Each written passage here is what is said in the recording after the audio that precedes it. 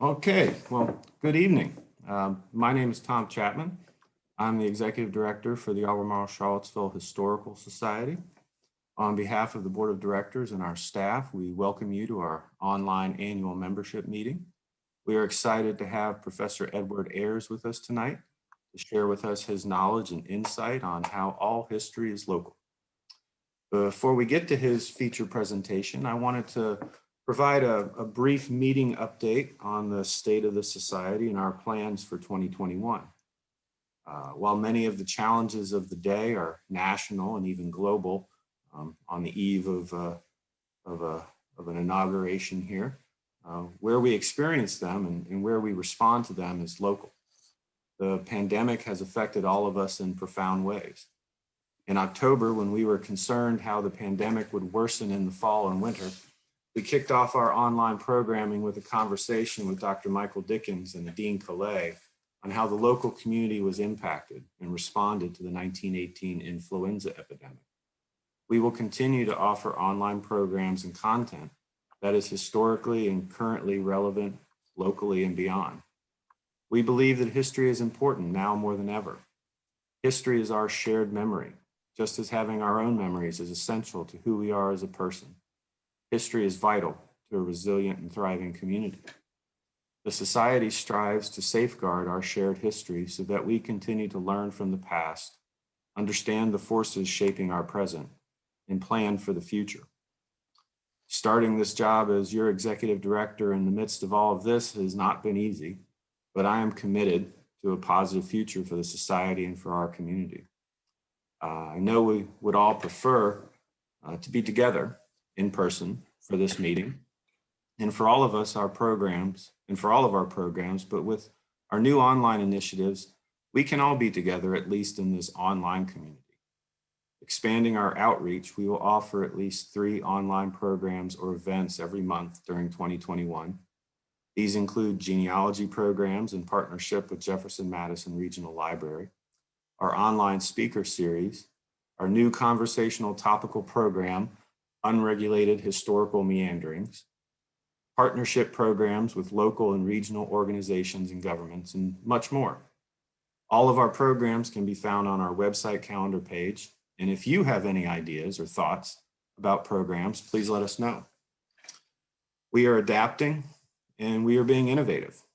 We are committed to a new mission and vision for our 21st Century Historical Society, to be a strong civic organization that embraces the diversity of our community's history, to inform, to inspire, to bring together all people, creating opportunities for new relationships and new understandings. We have instituted a campaign we are calling ACHS Open Our Doors, to open our doors safely to the community in 2021, and to put our mission and vision into action, opening the doors that stand in the way of collecting, preserving, and interpreting the whole history of our community. We have brought back our printed newsletter, the Bulletin, to be distributed in the spring and fall, and we've started an online monthly newsletter, the Virtual Bulletin. We have caught up with the production of our flagship scholarly magazine, completing a double issue this year for 2018 and 2019. And the 2020 magazine will be in our members' mailboxes very soon, under the new name, Magazine of Albemarle-Charlottesville History. We have reopened our website and will be reintroducing a new blog publication platform on the site. Our research library is open by appointment 6 days a week with social distancing and masks required. We have revamped and restarted our history walking tours, also with COVID-19 health and safety precautions. And for 2021, we have some big plans. We are working with Charlottesville Tomorrow to take over the management and hosting of cvillepedia.org. We aim to revitalize this already existing community knowledge base and make it the go-to online source for information about the Charlottesville-Albemarle area and its history. With the help of volunteers and local organizations like Formative Change Group Consulting at the Batten School of Leadership and Public Policy at UVA, we will be kicking off this project very soon. 2021 is the centennial, the 100-year anniversary of the public library system in Charlottesville. And the building we have as our headquarters, the old Charlottesville Public Library, or the McIntyre Building. Partnering with JMRL, we will be installing exhibits and organizing community programs to mark this important local milestone and the generations of lives that have been enriched from this free knowledge. We are adapting with our volunteer program to keep our community safe during the pandemic, but also starting some large projects to organize our library, archives, collections, make them more accessible, and to work on genealogical projects, including our new GAP initiative, the Generations of Albemarle Charlottesville project, also digital work, and including Sevillepedia. We are planning partnerships with the city of Charlottesville and Albemarle County to produce community programs and create new locally focused historic markers that reveal previously unknown history. We are optimistic for 2021, but also realistic. Your support as members has been vital in the past and remains vital now more than ever. We face uncertain times, but with your input, your membership, your volunteer work, and your financial support, your historical society will thrive and grow into the strong civic organization that our community needs. If you are not a member, please consider joining tonight. You want to volunteer your time? Contact us. If you are interested in supporting us in a more significant way, contact me, and we can discuss what challenges we have that you can turn into opportunities for us. Our programs and volunteer coordinator Sterling Howe has been probably peppering some of the Zoom chat and Facebook comments with some links and email addresses for how you can take a look at some of the things that I've discussed and how you can contact us. A few additional online housekeeping things for this evening. We will be keeping all of you muted during the presentation. If you have questions or comments, please add them into the Facebook comments or in the Zoom chat function. We will have a Q&A session at the end of Professor Ayers' talk. For some information that Professor Ayers may discuss during his talk, we'll also try to provide links in the comments and the chat section. This program is being recorded, and you will be able to find it on your Facebook and YouTube page. So if you have to leave early and want to see the rest of the program, or if you want to just share it with friends, please feel free. Now I'm pleased to introduce, let me see,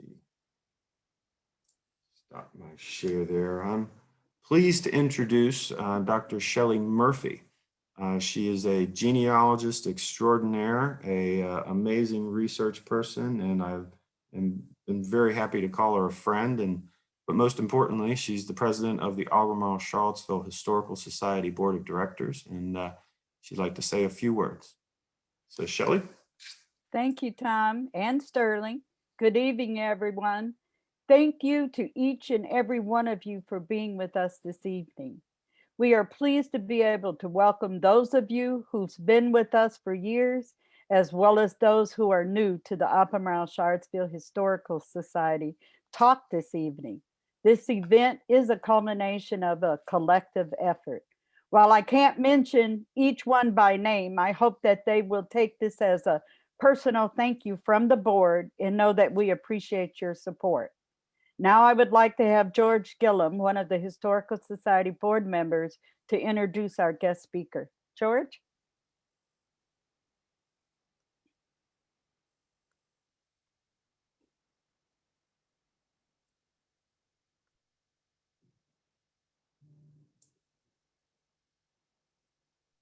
George, you're muted.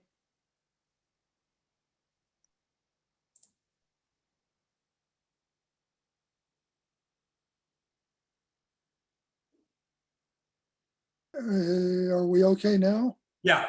Okay. This morning I sent Professor Ayers an email saying, in introducing you, I plan to give kind of an abbreviated version of your CV, which is very long and very impressive. And he, man of great modesty, said, no, you don't need to do that. People, I know a lot of people in Charlottesville, and the advertising materials about the the event tonight. People will have read that, so they don't need to hear all that stuff. Maybe just tell a little bit about what happened when I was in Charlottesville. Well, he was in Charlottesville from 1980 till 2005 as a professor at the University of Virginia.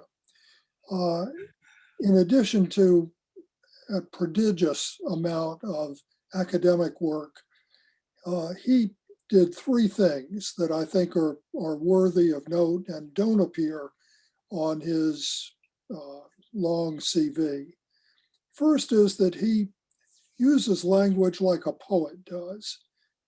It's hard to remember reading anything that flows as well and is as elegant as anything written by Professor Ayers.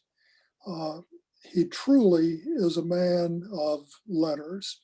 According to President Barack Obama, Ayers made American history accessible to all Americans.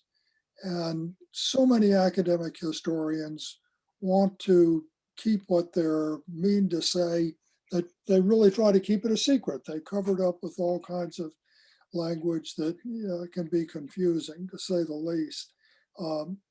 Ed, you can understand what in the world he's talking about, and it's always beautifully done.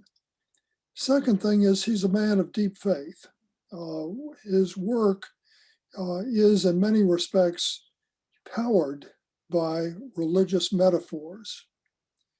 The titles of two of his wonderful books, In the Presence of My Enemies and In the Valley of the Shadow, both come right from the King James Version.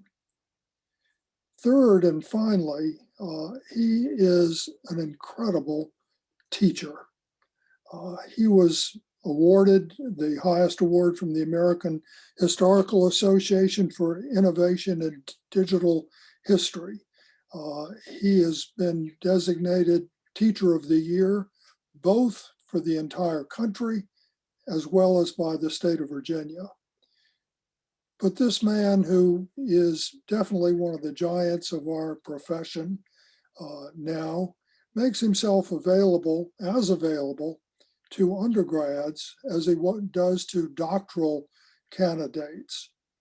In fact, he was so well regarded that about a year ago, 60 former students of his gathered in Charlottesville to honor Ed's 40 years of teaching.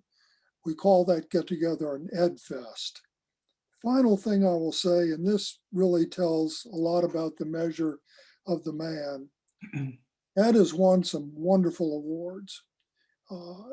He has also received great help in doing intern type work, checking things for him, helping with his book. Usually professors forget about those people when it comes time to do something with the awards. Ed, however, has a record of sharing what comes his way with the students who've helped him. And I don't know of another teacher who does that on a regular basis. So it's a great privilege to have a true giant and a real gentleman with us tonight, Edward Ayers. Ed? Thanks, George. And so I believe that I will just talk for a while before I share the screen. So if we'd like to go ahead and pull that, because otherwise I can see all of you and it makes me nervous because I see people I know. So I'll switch over to speaker and see if that does to me. Did that help? Are you hearing me now? And see me, I'm watching George. So I don't know if George is still on, but I'm just going to start talking and it will be fine. So I have to, I appreciate George's kind words, and I knew if I gave him space, he'd actually say something nicer than what I was telling him he didn't need to. So I should have known I was making a mistake on that front. What he didn't say is I've pursued a strange career as a historian. I've spent great energies exploring the histories of families unrelated to me, places where I've never lived, And this is the opposite of the way that most people interact with history, where they begin with their families or where they live and work out, which makes sense. Why in the world would you study strangers? Now, I did that in part because I became early in my career what was then called a social historian, as opposed to a presidential historian, people who get on television, or military historian. Now, that field of social history was just emerging in the 1970s, and I loved it because it made history more democratic. It opened up new possibilities for new strategies of learning about the past, which I've always found interesting and which we'll inflict on you this evening. And it also addressed important questions of justice, equality, and perseverance. I can't see a reason to study history if it's not some use in the world today. But I'll be honest with you, being neighbors here and all, I chose social history too as a way to write about my family, even though I wasn't admitting it even to myself. We're from high in the mountains of North Carolina, not that you can hear it in my accent, until my mother and father moved an hour away to a small but prosperous city in East Tennessee, Kingsport. Now, I grew up in what I now see as a historic place. It was the root of Virginia's migration to the Cumberland Gap and then up to Kentucky in the first wave of the millions of Virginians who left Virginia. It was right on the warrior's path that connected the native peoples of the East. It was near the place where really Daniel Boone killed Tabar. And it was 15 miles from the birthplace of country music. And I was completely numb to it all. I lived in a subdivision that seemed to have effaced all history. It was called Colonial Heights, though Tennessee had never been a colony and it was no higher than anywhere else around. So I was disoriented from a young age. Now, I was intrigued though with the ancestral home in North Carolina, where my grandmother lived her entire life, except for the 2 years that she lived in West Virginia, in a house built back in the 1860s. And my grandparents didn't have a phone until I was 16. They heated their house with a coal stove and barely got one channel on their TV, for which I was profoundly grateful all the times that I stayed with them.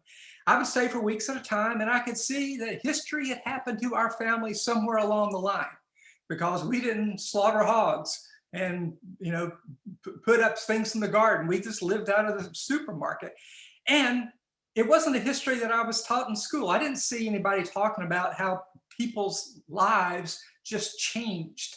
It was all about events and things. So I set out in my dissertation to write the history of the most obscure people I could think of.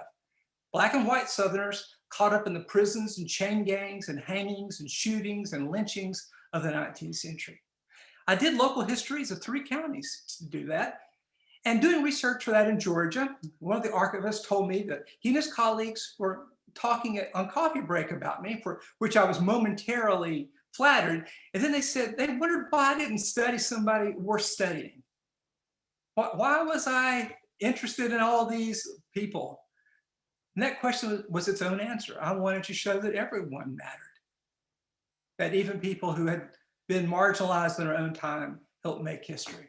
So I finished that book and I published it at UVA, and I set out to do a huge book that did include everybody in the South for the 50 years after Reconstruction, the so-called New South. And in that book, I tried to cheat. I tried to create the intimate feel of local history by using lots of diaries and letters and such without actually doing local history. And I felt like I was kind of cheating. So when I finished that up around 1991, I felt pulled to do real local history. And it turns out I sort of did it with a vengeance. Now here's where I'm going to share my screen. And you should be seeing your webpage. Okay, so thanks for nodding. So what I ended up doing was, because I'd done this project about, the sort of aggregate of really 25 million people, I said, I really want to get my hands dirty again. The way I did back in the research, dissertation, I wanted to do 2 counties where I would get to know it intimately. And I would go into the courthouse and into the local historical society. And I want to go through all the census and the letters and the diaries and all that. And with a story I won't bore you with right now, somehow that turned into one of the very first digital projects, because I thought that up. It just occurred to me preparing for this talk exactly 30 years ago. Now, those of you who know the history of the web will know that the web didn't exist then. And so it was not clear how in the world I was going to share all that. And this was the point. What I wanted to do was to share with everybody the excitement and experience of finding out history for themselves, of not just taking history as what was handed to you in a textbook, because I always quote my mom, a teacher, 5th grade for 30 years. When I told her I was going to go to graduate school, she said, "Oh, what for, honey? We already know what happened." And that, of course, is the way that most people think of history. And I wanted to show that no, we don't know what happened and they didn't know. So those of you who know me know that I'm getting ready to show you the Valley of the Shadow, which is basically local history on steroids. It's every piece of information for every person that we could find for 2 counties in the Shenandoah Valley, Augusta and Franklin County, Pennsylvania, from 1850 to 1870. And we began it before PDF files existed. We began it when the only way you could see the web was through a 2400 baud modem. So this is why it looks like this. It's minimalized, and it's meant so that you could see it if you were in the middle of nowhere over a fast modem.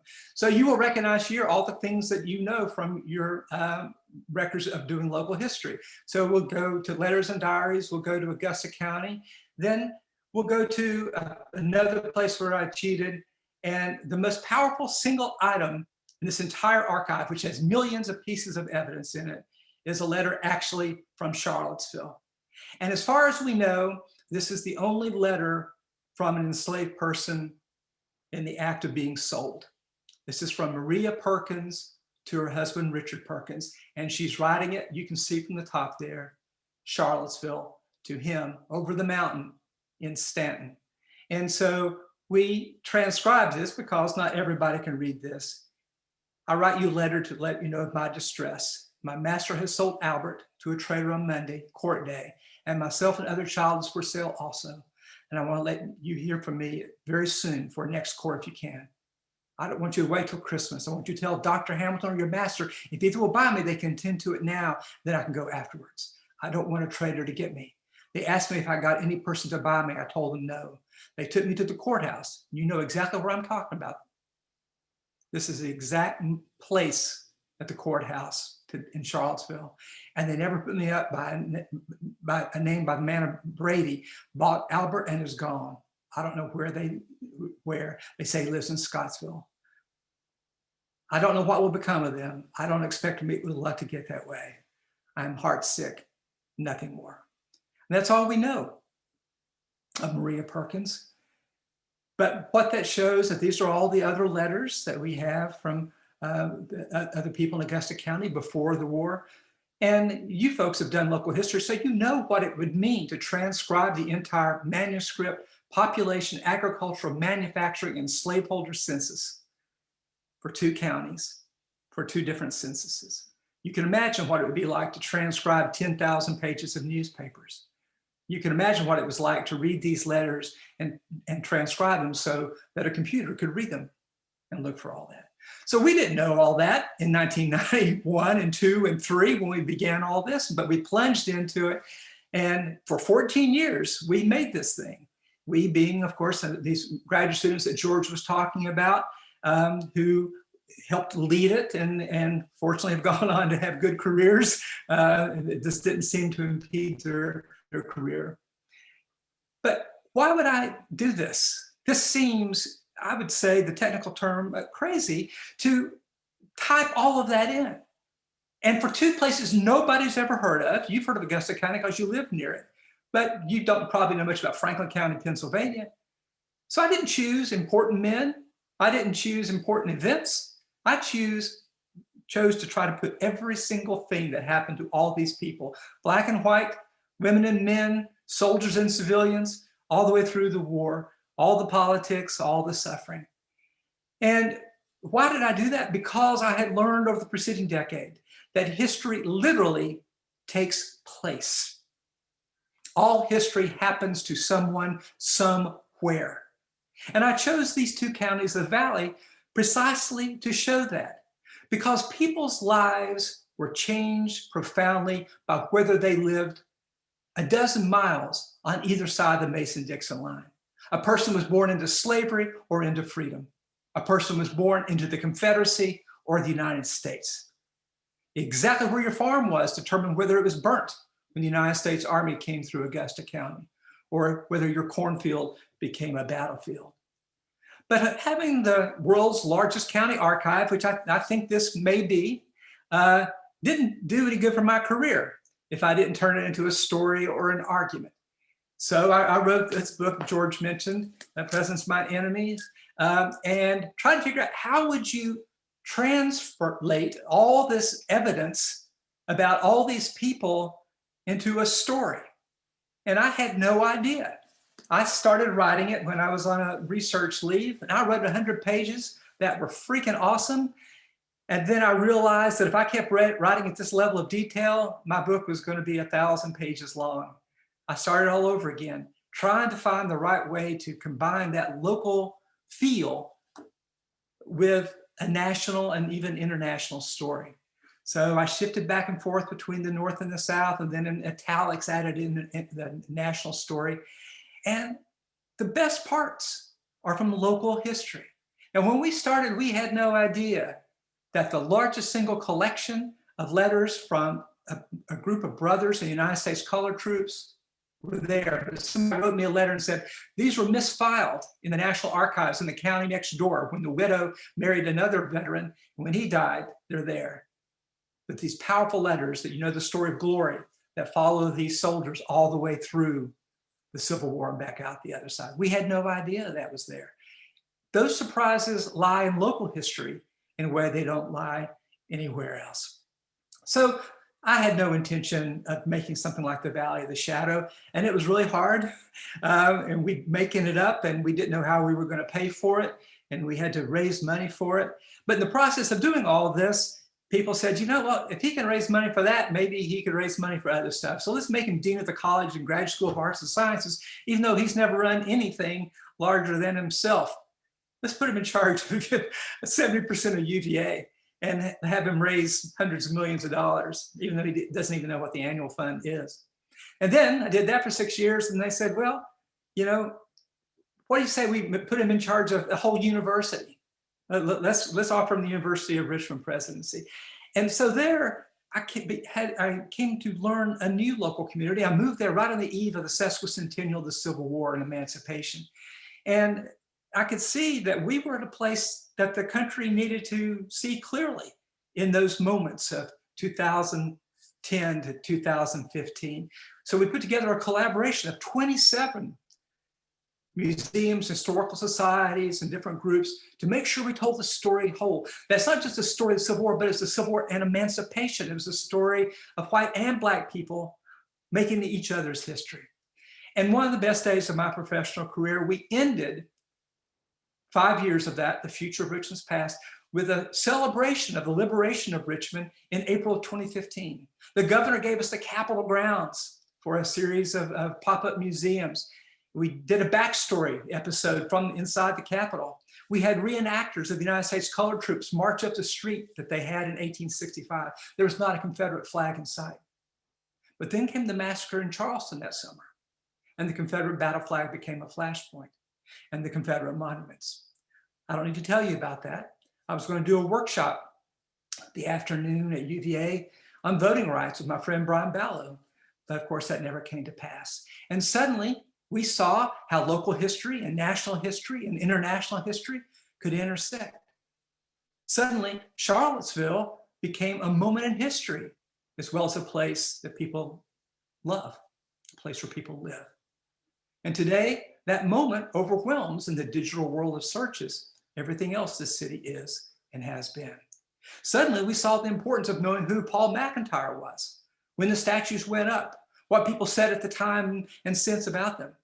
Even the history of something that looked as widespread as Confederate monuments turned out to have a local meaning, and that meaning made all the difference.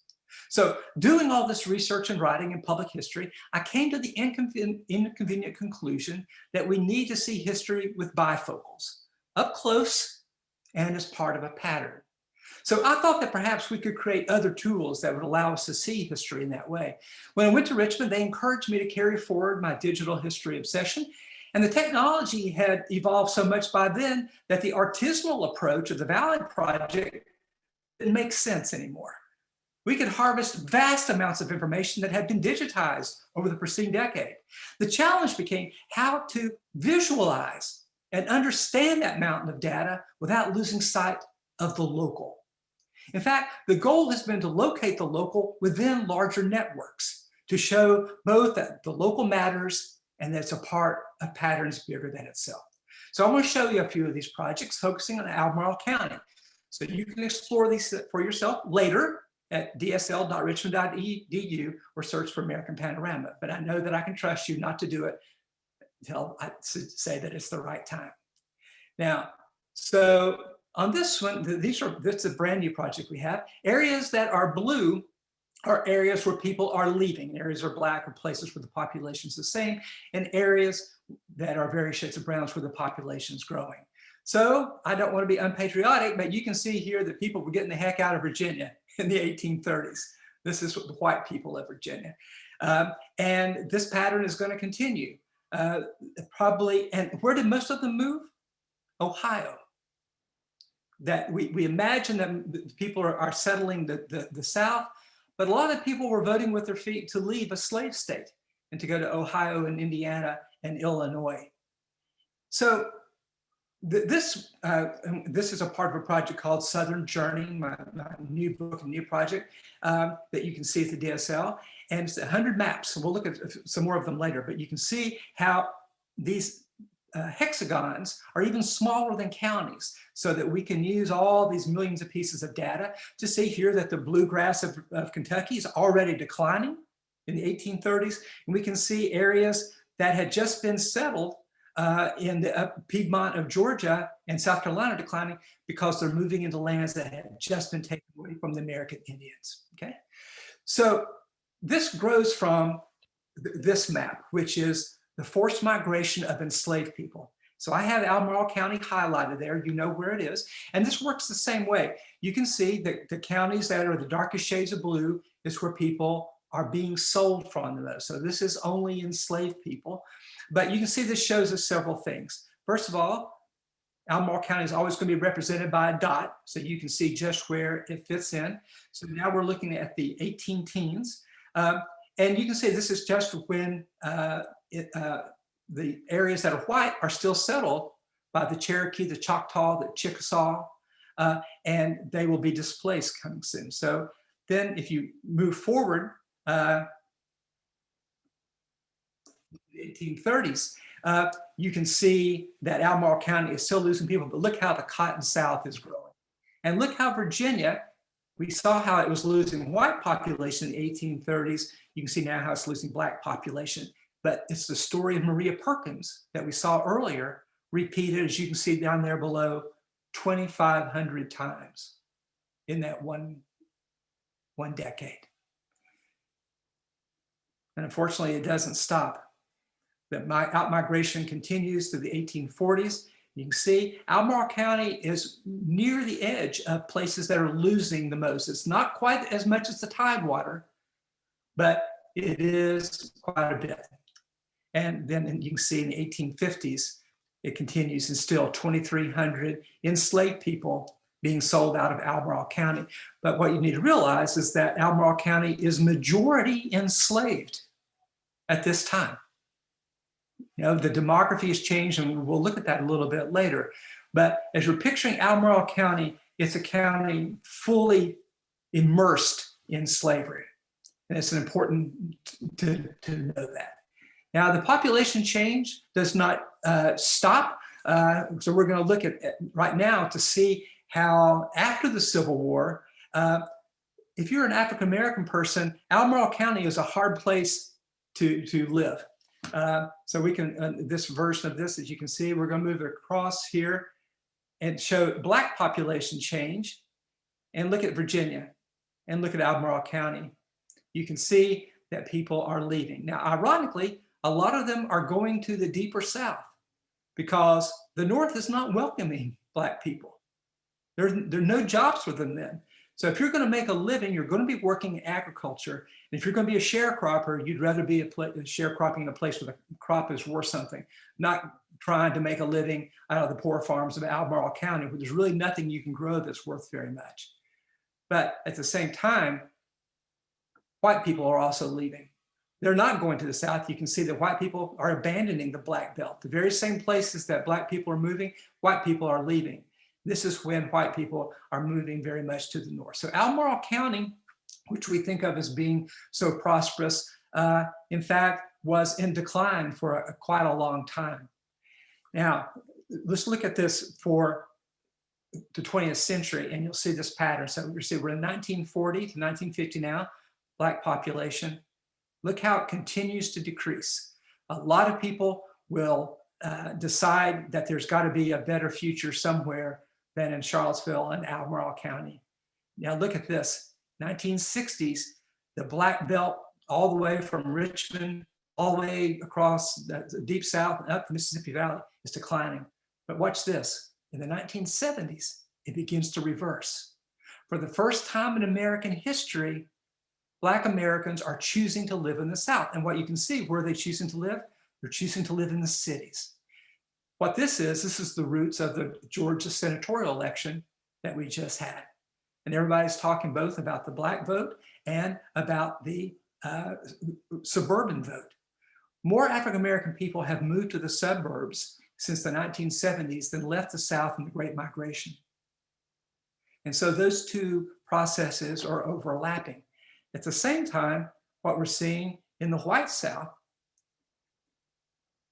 look at my Appalachia. This is the decade where my folks moved from here to here, and it's in decline. Stays that way, 1960s to 70s. But there too, in the 1970s, the beginning of the pattern that we see today, where people are moving to the South, and they're moving largely to the cities. So this is a profound change in the way that Americans are migrating, but you can still see in a kind of form of white flight, white Americans are still not moving to the Black Belt. You can see now that Albemarle is beginning to stabilize, but here's an important thing, a different thing to understand. This maps the foreign-born population in every county of the United States from 1850 to the present. So I've gone ahead and chosen our beloved Albemarle. And I could show you before 1960, but there was no reason to, because there was very little migration from out of the United States at that time. But let's watch what happened. So you can see here in 1960, the people who had moved to Albemarle County were from the UK, Canada, Germany, Italy. Let's see what happens in 1970. The pattern is still very similar, and you can see it's sending out tendrils to the places in the world where people were from. 1980s, still England, Germany, and Canada, but now we're starting to see people from unspecified countries in Asia, also Korea, South America, India. 1990, China is number 2, Korea. 2000, now China's number 1, Mexico, India, the UK. And then in 2010, it's Mexico and China. So this is the history that we have lived through. If you've lived in Albemarle County for the last 20 or 30 years, you can see that we're living through international change that is converging on Albemarle County. But you can also see that it's very useful to see local history in this broader perspective to help explain how our schools are changing, how our neighborhoods are changing, and how we need to broaden our vision to make way for lots of new people who live in Albemarle County. So these maps are ways that show someone who spends his life as a professional historian, or thinking about dead people for a living, as I sometimes think of it, tries to integrate local history into other history. But chances are you're not a professional historian, even though a few of you are, and kind of freaked me out when I saw you there. Just don't blow my cover, folks. And you're interested in Albemarle or Charlottesville for more personal reasons. And I share that desire too, so let me be honest with you. And my wife and I live on a 3-mile long road in southern Albemarle and have lived here since 1986. We kept it during our sojourn in Richmond, a city we grew to love too. And we walk up and down that road during the pandemic most days, past a plantation clearly labeled with a name and a date, 1824. That means, of course, that it was built while Jefferson still lived on the mountains just a few miles away. But do I know anything more about that beautiful place? I do not. And do I know anything about the 3.5 acres of former farmland on which we built our house? Land too close to the creek and too uneven and rocky to have been much use, but enough so that someone at some point piled up rocks in the woods behind us. When? Who? Wouldn't my life be enriched if I knew something about the plantation that I can look down the road and see? Wouldn't it be good if I actually knew something about the people who live in the land where we've raised our family and where we still live? It would be enriched, but instead I've been too busy writing other people's history to explore my own. And the same is true for my family. I want to show you my entire genealogical record tonight. It's this photograph, which my uncle gave me for $5. But on the back, I'm sure you won't be able to read it, but there is my entire genealogical record of my family. Now, that was, and so this is my great grandparents, and it's a little touching because somebody has drawn jewelry in and on her ears and on her hair. But you can see he actually looks like somebody from what you think somebody looks like in the Great Mountains of North Carolina in the 1890s. But recently, my great uncle sent me this Xerox packet of 10 pages or so with a Christmas picture, clearly not designed for distribution, and all that we know of that side of my family. And in the upper corner, it very helpfully tells me my DNA ethnicity, which is equally Ireland, Western Europe, and Great Britain, which you will notice are the same place and doesn't really help very much. Now, this query by my great uncle was sparked by a query via email about a DNA test, which led him to interview family members. And he says, this created interest in knowing more about our family. I began gathering hard data, as well as other information from family members. So even though I've been a professional historian, knew nothing about my family, even though they both had evolved in the same county in North Carolina for generations, suddenly a DNA test from somebody else triggered this knowledge about my past. Now, about this time, I was invited by a fellow historian to contribute to a book about Civil War graves, which really will be more interesting than that sounds, I'm sure. And I told him I would be interested in tracking down a young man described in this Xerox packet with even a letter that he wrote, actually that his brother wrote when he had just died. His brother was with him. He wrote back to Yancey County, North Carolina, saying, our beloved Ansel is dead, but you should know that he was speaking of Jesus in his last minutes. And so I'm sure he's in heaven now. And so I told this colleague that I'd be interested in tracking down that man who was killed at Mechanicsville outside of Richmond. I would actually do what I'd set out to do so many decades ago, do local history. I would actually figure out how to do genealogy. I would actually go back to Burnsville, North Carolina and look at local records. And my friend liked that idea very much. But he wrote me less than 10 minutes later to say that he'd already located him in Ancestry.com with a picture of his grave with a man I did not recognize standing next to it.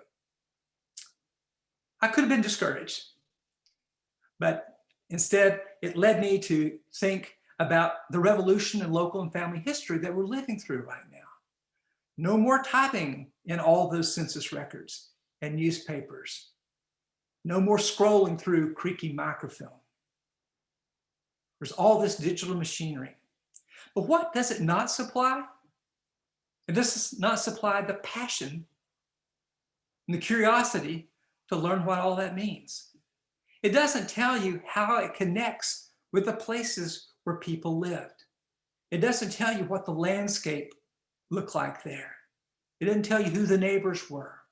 It doesn't tell you what church they belonged to, or whether they were slaveholders, or all those kinds of things.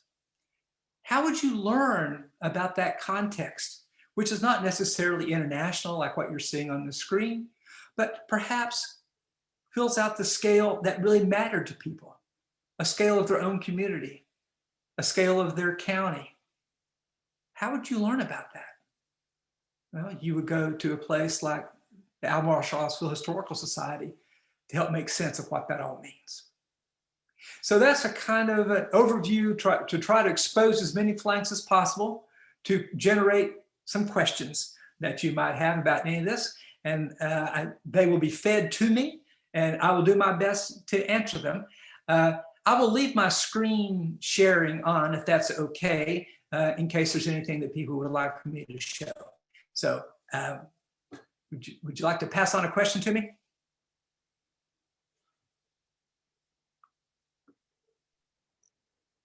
Can you hear me? I can. Okay, we got a couple of questions for you, Dr. Ayers. Okay.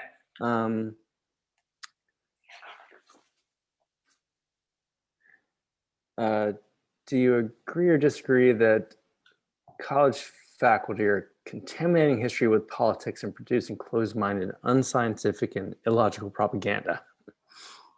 Oh gosh, absolutely not. There's a what I've been struck, which is a widely spread belief. I've known quite a few college faculty in my day, and why would you go into teaching college? Would you go into it to try on a very retail scale to try to pervert the opinions of young people to believe propaganda or any kind of a political persuasion? If you're doing that, I would suggest you've made the wrong career choice. You do a lot better to go into journalism, or maybe even go into politics. What I found, the faculty that I've come to know, what do they care about? They actually care about the young people that they're teaching. And what do they want them to know? They want them to know their own minds. So, it's interesting that this idea, and I read the editorials that say this, and actually there's a report that came out today making a claim very much like this, completely unsupported and completely erroneous, that historians of the United States are trying to damage the country by teaching, and it has it in this order, progressivism and fascism and communism. It links those three things as being the ways that faculty are supposedly indoctrinating people. And I have to admit, I must have been in the wrong meetings if we were conspiring to do all that, because I get in meetings and we're just this geeky as I have just been, all excited about ways to learn about people who are not like us, who lived in other times and places. And I would say that if you're devoting your life to studying the United States and your goal is to denigrate it, you've chosen a career path that's going to make you very unhappy. What I find is that if you care enough about this country to devote your life to studying it, that's a form of patriotism. And what's the highest form of patriotism? Is telling the truth about your country. So no, I don't find anything like what that question suggested. I guess I didn't really dance around that very much, did I? But I don't know why people think that to try to understand, say, the complexities of Thomas Jefferson is to denigrate him in some way. And if our goal is only to have people that are without flaw, we're going to have a very thinly populated history. You have another question for me, Tom? Maybe it doesn't require a sermon in response. I got a simple one here. All right. What is the name of the plantation near you? Perhaps someone here on this Zoom can tell you about it from Faith Bedford. See, I would hope that would happen. Pleasant Hill is the name of it. And it is indeed pleasant. I mean, part of it is I just don't want my neighbors to think that I'm poking around in their property records, right? So it's not merely laziness or lack of gumption is, I just don't want people to think poorly of me. So Pleasant Hill, 1824, Dudley Mountain Road. And I'm guessing that it was occupied most of this road, which has everything from, when we moved out here, it had everything from a geodesic dome at one end to it, to this plantation house, to a trailer park at the other end. So it was like a core sample of Albemarle County in just 3 miles. But now, when we moved out here, you had to cross 2 one-lane bridges, and the big landmark in our children's childhood was when we got Domino's pizza delivery, because otherwise they wouldn't come out to us, and we had to have a directional TV antenna. We could get channel 29 3 times at once. It was really very powerful. Now, I'm 3 miles from Starbucks and Wegmans. So, it just shows you, who says there's no such thing as progress? So that's a long way of saying it's Pleasant Hill, Dudley Mountain Road. Okay, well, hopefully, I imagine with some of this crew here on this call, you'll probably get some extensive emails on that. That would be great. I got one for you. Okay. So in Virginia high schools, their history courses are pretty much survey courses that stretch 400 to 800 years. What suggestions do you have for how teachers weave local history into those curriculum?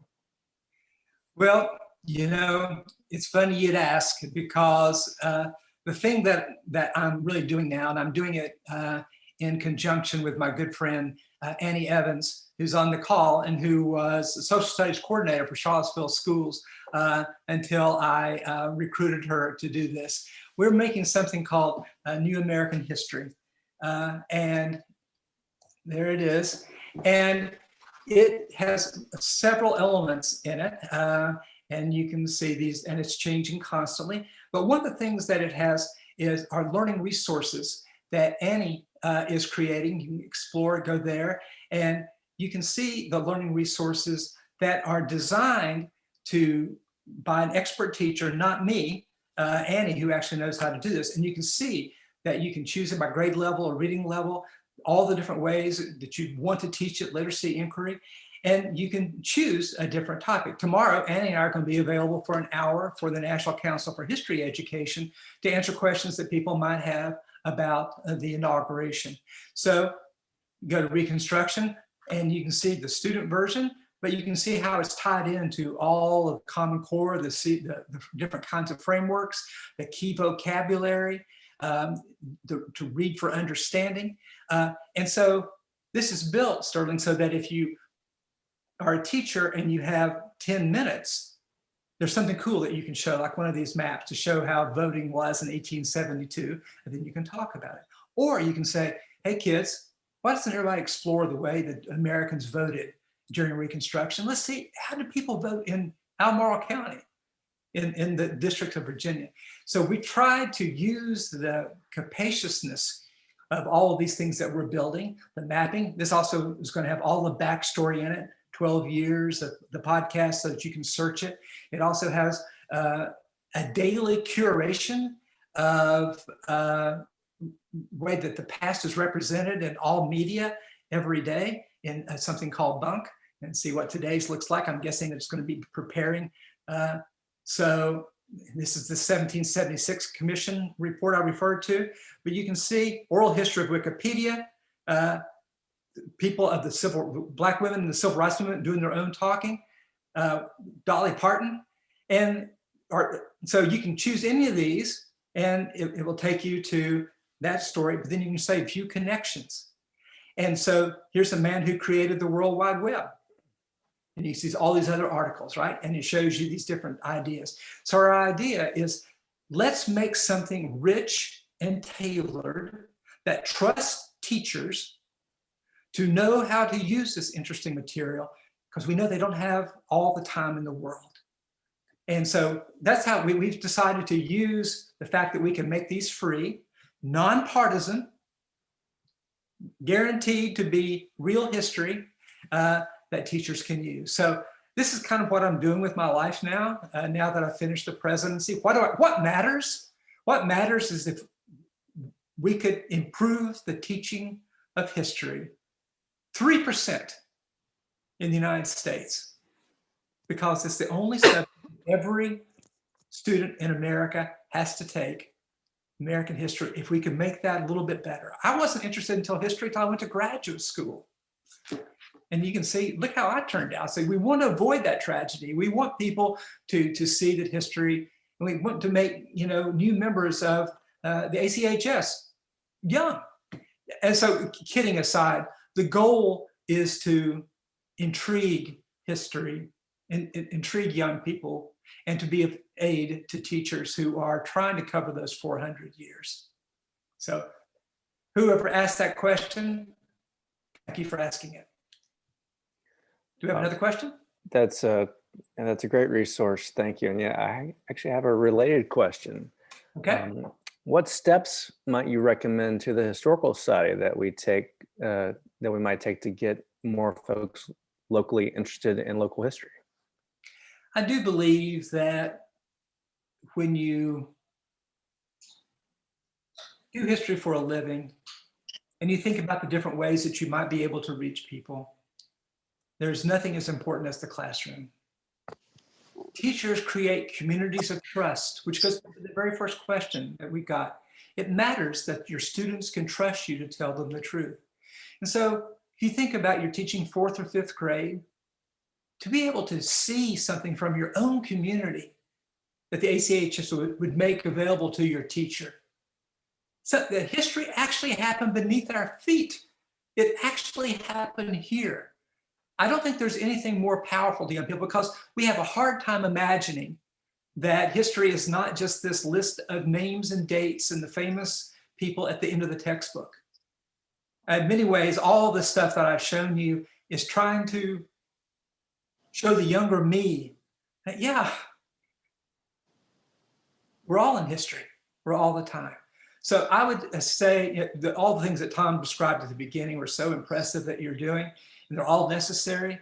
I would say establish as many partnerships with your teacher friends as you can. They're your best allies. And if you can have some 15-year-old girl understand the possibilities of seeing the world through the eyes of people who are no longer with us, you've given them a great gift. Another question that sounds like as if it could have been planted, but was not. I actually believe all of that.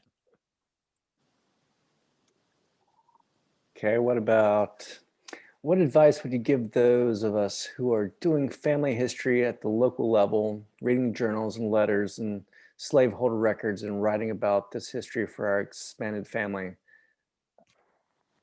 finding slave descendants and trying to tie in other local events? What advice would you have for that? Well, since I've just admitted that I'm terrible at that, I can only give you examples of what I have seen other people do that seems to work, which is to find other people who share the same irrational passion that you do, and who can encourage you and who can share advice.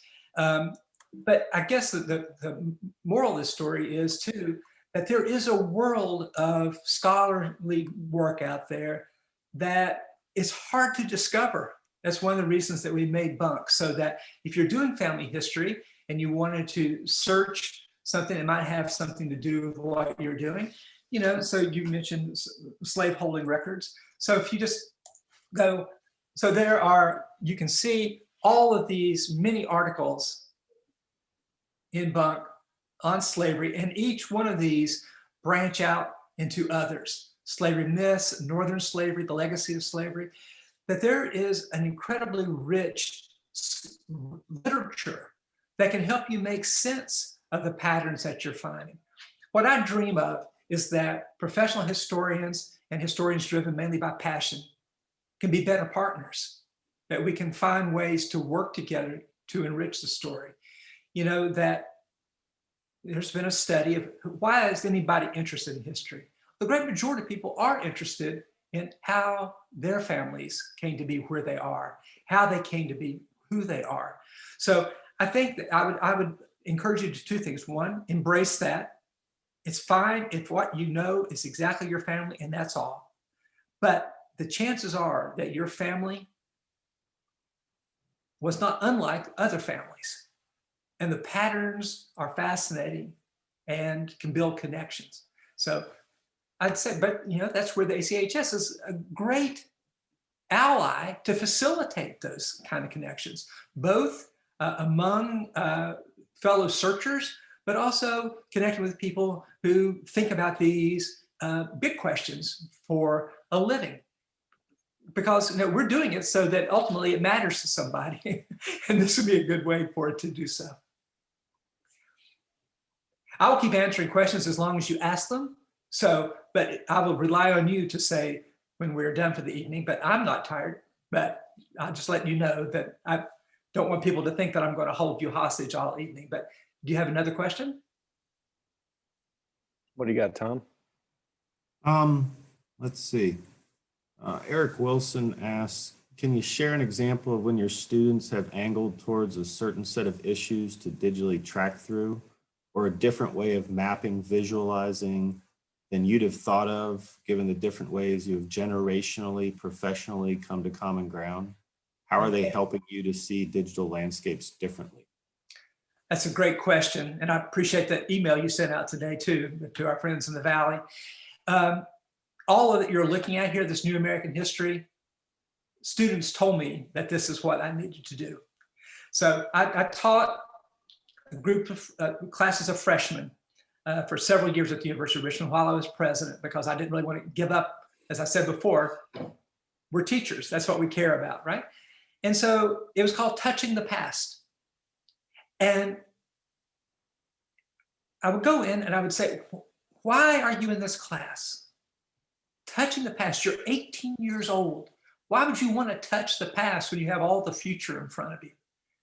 And they had two common answers. One, I had a great teacher and she inspired me, or I went somewhere and it inspired me. They didn't say because you're the president and you have great letterhead for a letter recommendation. I'm sure that had nothing to do with why anybody would take my class, but they told me those two things. But it soon became clear that if something was not online, it didn't exist for them. I asked them one time, said, who can tell me what a Bunsen burner is? And they all knew. And I said, who can tell me what a monograph is? And they all kind of looked at each other, and one student said, does it have anything to do with monotonous? And I said, well, many people would think so, but no, it means it's a study of a single subject. It's really how we learn new things about the past. And what it meant is that students had no idea of why we would change our minds about the past. They had no idea that it wasn't just opinion or political stuff or bias, but that we learned new things. They had no idea how it was that we would refine our ideas. So I said, well, and I had them go, look at prize-winning books. And they said, well, you would never know these exist. And I said, I know. But the thing is that if you, every day, you're being given history in every media that you're consuming. It's not labeled as such, as a textbook or whatever, it's not, sometimes it's going to come to you as music. Sometimes it's going to come to you as an article on Facebook. How would you know?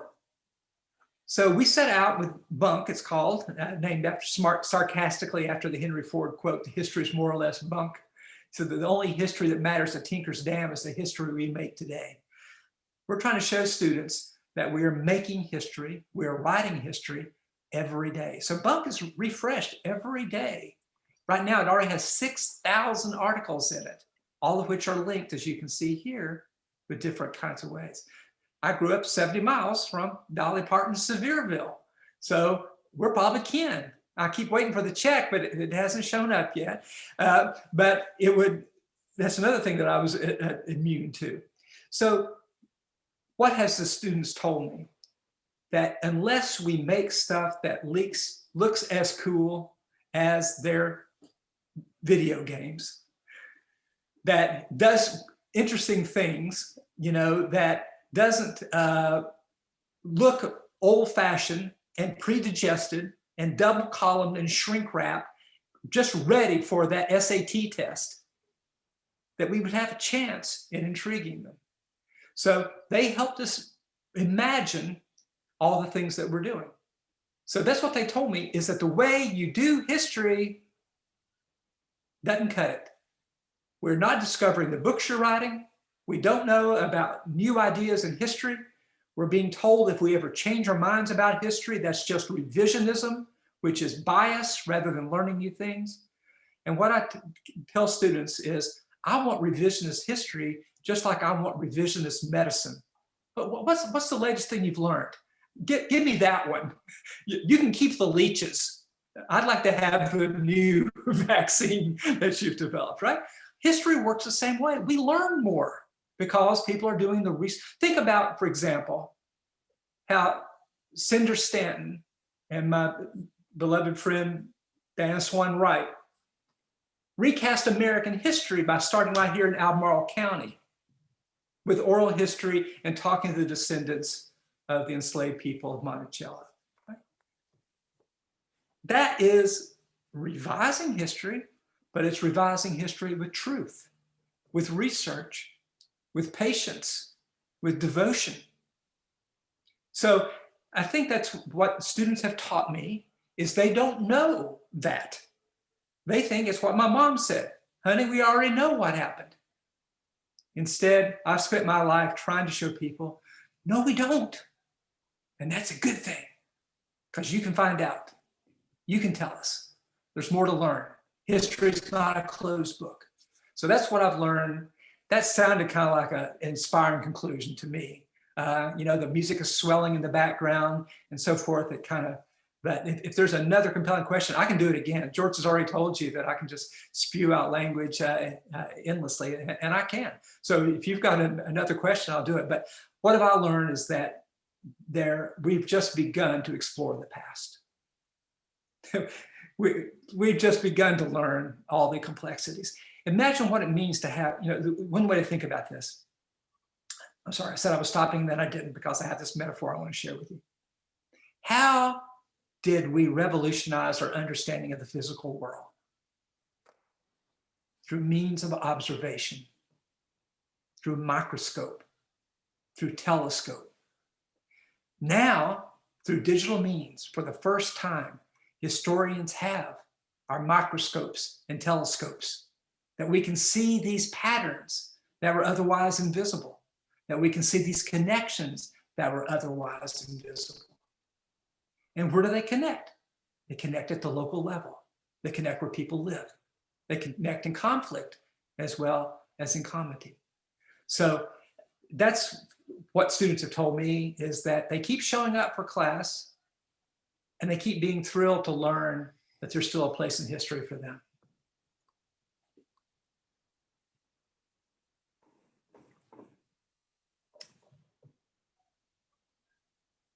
I want to go out on a good note, but I also have one question here that I think might be good to think of. That implying that it's not a good note?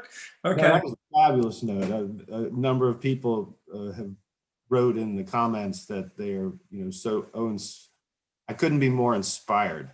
Right. You're getting glowing remarks. Okay, go ahead and ask me this question then. You've already done. One question here, and I think we can have this one close us out. And if there are other questions that we haven't gotten to, then we will follow up with emails and Facebook or other means to contact with you. But somebody asked, given the recent insurrection and the parallels that people may draw with our past, how do we best prepare for the 250th anniversary of the American Revolution and the years that are leading up to this transformative event? That's a hard question, but a good one. It's exactly the right question that we need to be asking. And people are working toward this. I'm on the board of Colonial Williamsburg, and this is the question they're asking. How do we harvest all that we've learned Okay, we think about what 1976 was like. Was that a satisfying celebration? Did we actually learn more about the United States during that time? No. What I would like is for us after the anniversary to use this as a moment of discovery, to have the nation realize that history is worth investing in, because how much richer is our understanding of the American Revolution if we actually understand the role that slavery and enslaved people played in it, including fighting against it because the British were their best hope for freedom. That's important to know. How much better is it if we know what Thomas Jefferson's Albemarle County was really like? How much better is it if we know the role of the American Indians who were caught between these empires, this country and an empire? Our patriotism is deepened as our knowledge is deepened. You can't love something that you don't know what it is. And to know all that it is does not diminish the accomplishments, but it does help identify what we need to keep working on. What part of that promise that was made in the American Revolution is it our job to help fulfill? You know, when you inherit something, you don't just inherit all the great stuff. You inherit the debt. You inherit the mistakes. We've inherited America. Even if we've only lived here a short while, it belongs to all of us. If you live here now, it's yours. How do we honor it? By respecting it enough to tell the truth about it in all its complexity. And to recognize that in some ways, the great words of Thomas Jefferson were written in spite of his own life. But it doesn't mean that those words can't lift us up. It doesn't mean that we can't believe that all people are created equal in ways that we're not able to be shown then. So I do hope that we find a language of patriotism that's something other than blind loyalty to authority. That we find a patriotism that is loyal to the historical record, to the truth, to sharing knowledge with one another, to the places where we live. That's what I hope. And I think that this anniversary that's coming up can be more than fireworks and ships with tall masts. It can be actual conversations about who we are and who we want to be. Wow, thank you. I keep seeing a number of chats popping in that I think everyone is trying to outdo themselves with accolades for you in terms of this presentation. I greatly appreciate it. Ms. Wampler, who asked that question, says, thank you very much, wonderful. I guess I really, just pulling a few phrases out of what you said, passion and curiosity and revising history with truth. Those are some things to really focus on. And I really appreciate you taking the time with us tonight. On a local level here at Albemarle Charlottesville Historical Society, we are trying to do just that, show passion and curiosity and revise the history with the truth that is telling a whole history. And this has been a great opportunity for us to learn from you. And I'm gonna, oops, take your share screen off, but. You may turn my share screen. There we go. So we can see everyone out there, and I want to thank you all for joining us and greatly appreciate you sticking around till 8:45. And we still have a number of people who are still watching on both Facebook and Zoom, but we're going to call this meeting to an end. And much appreciated, Mr. Ayers, and I hope we can have you back again. And like I said, if we didn't answer your questions in the program, we will be responding by email or text or Facebook or however this new digital world allows us to. So thank you so much. I'm delighted to have a chance to join you. This is my home too. So do a good job interpreting it, okay? Doing our best, and we're going to try to live up to some big shoes there. So Good night, everyone. It's great to see thank you. you very much. Thank you Right, very well much. done. Be Well safe. done. Thank you. Thank you all. Thank you so much, Ed. It was wonderful. Thanks, Phyllis. I Yeah, appreciate it was great. It was Thanks, Ellen. great. I appreciate your smiles while I was talking. You happen to be on the 5 people that I could see. Are you talking about me? Yeah. Oh, I was tweeting. I was listening and trying to tweet, and I thought, am I being seen or not? So Oh, yeah. But hey, you laughed at my 3 jokes. yes, So- you had some jokes. All Yeah. right. I'm going to say good night, everybody. We'll see Thank you. you. Bye-bye. Bye-bye. You all good night. Good night. Thanks, Tom and Sterling. Good night, all. Appreciate it.